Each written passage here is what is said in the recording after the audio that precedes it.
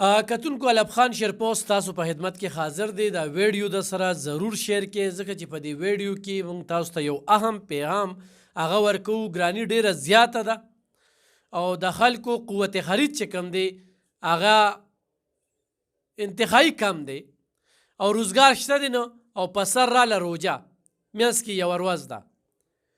حکومت اعلان کړی دی چې 3 بوجې به په دغه میاشت کې غریبو خلکو ته پرې میلاویږي.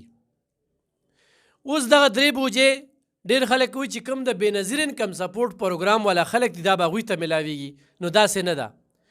90% خلک یعنې د 403,17,000 خلکو ته به دا وړه میلاویږي.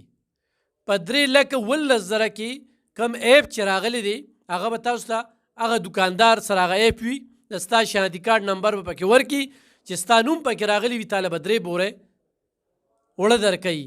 دا به هغه کسانو ته ورکوي کم کسانو انکم چې د 80,000 نه کم وي. د چا انکم چې د 80,000 نه کم وي دا به هغوی ته ورکړی کېږي. نو دا صرف بېنظیر انکم سپورټ پروګرام نه بلکې هر هغه چاته چې د هغه 80,000 نه انکم کم دی هغه ته به 3 بوجې وړه میلاویږي. دا زنانه چې ما سره کومه ناسته د کلونو راسې راځي 6 یې لوریانې 6 خو 5 اوه یې لوریانې دي 2 پکې معذوره دي 7 یې لوریانې دي د کلونو راسې ماله راځي. الحمدلله زمانه خالی لاس نه راتلې. د هغې نه علاوه دا ګرځي چا ورلسه ورکړل نو په هغې باندې د دغه بچو کفالت خصمانه علاج کپړې وغیره وغیره اختر کې موږ اخلو ورله.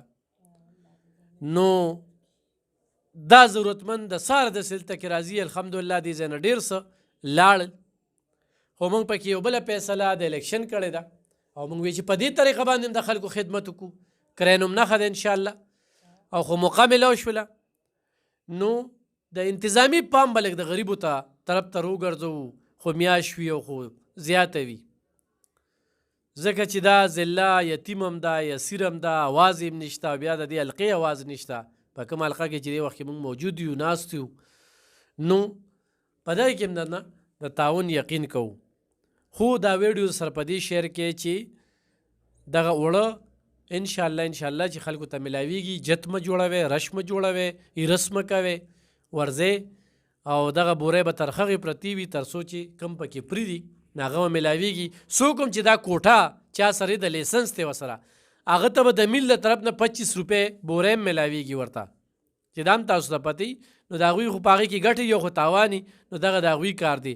تاسو نه چې چا پیسې واغستې نو پوري زما سره هم رابطه کولی شئ. ښه مورې څه به وایې په دې موقع باندې؟ په دې موقع زه بیا وایم چې ډېره زیاته اریان یم د شوګر بیمار یم او هم تاسو را سره امداد کوئ. الله را سره امداد وکړه چې څوک سره رالیږي هغوی سره هم دی الله خو کړي. خو زه یم جمرو له بوزه چې موږ غریبو سره څوک امداد کړي خو زه یې ورسره امداد وکړي. او ستا نه خو زه ډېره مطمئن یم چې ته راله دا روجې دپاره راله سودا راکې داسې راله راکې خو زه یې خوشحاله کړه. والله دې د زړه ستا 7 لوریانې دي 7 دي معذوره دي پکې 2 کټ کې پرتې دي او دا یوه چې لرم په لاس معذوره راغله دلته راولم څه وکړم ډېره مجبوري مې ده. اوس ډېره زیاته ناجوړه م نمر سخته را باندې په دې چوکه ګرځم او کور هم پردی دی کور پردی دی کار به مې کو کار به له کولی نه شم کله لور لېږم اوس ویارېدم د تورامزو کې دی په دې پول کې چا جینۍ مړه کړې ده د هغې راس اوس ویارېدم لور به که نه په مدرسې کې سبقونه وي زه پې په دې غریبۍ کوسې د مدرسې جامې نشته غواړي ځینه علم به که هېرې د اختر نه پس به علم پوره کوي په هغې کېږي به. ګرانو کتونکو دغه رمضان المبارک دی څوک را سره د غوړو په شکل کې د چینو په شکل کې د دالو په شکل کې یا په خپل چم ګاونډ کې غریبانانو خیال وساتئ. خو دلته کې دا زنانه ډېرې دبادب را روانې دي ولې چې د کلونو راسې موږ سره یو واسطه د غواړو چې د خلکو ته څه نه څه میلو شي. دا واله مورې چې دا مې درله چڼه درکړه او دا مې درله چې کوم دی نو د وړو بوری درکړه. صحیح ده او دوا کوه. ښه کتونکو دغه ویډیو سره شیر کې چې هغې خلکو ته پته ولګي چاته چې پري وړه به څنګه میلاویږي. ښه چا سره چې سرکاري کوټه ده لیسنس دی ورسره هغوی سره یو ایپ دی ستاسو اندراج به کوي تاسو ته به پري وړه میلاویږي. دا ډېره ښه خبره ده. دا اقدام موږ ستایو ځکه چې په دې غربت کې حکومت دا یو ښه فیصله کړې ده او په دې روجه کې دکاندارانو ته م وایو چې د عامو خلکو سره غریبو خلکو سره زیاتې ونه کې. دا د عبادتونو د لوټلو میاشت ده عبادتونه پکې ولوټئ. مننه.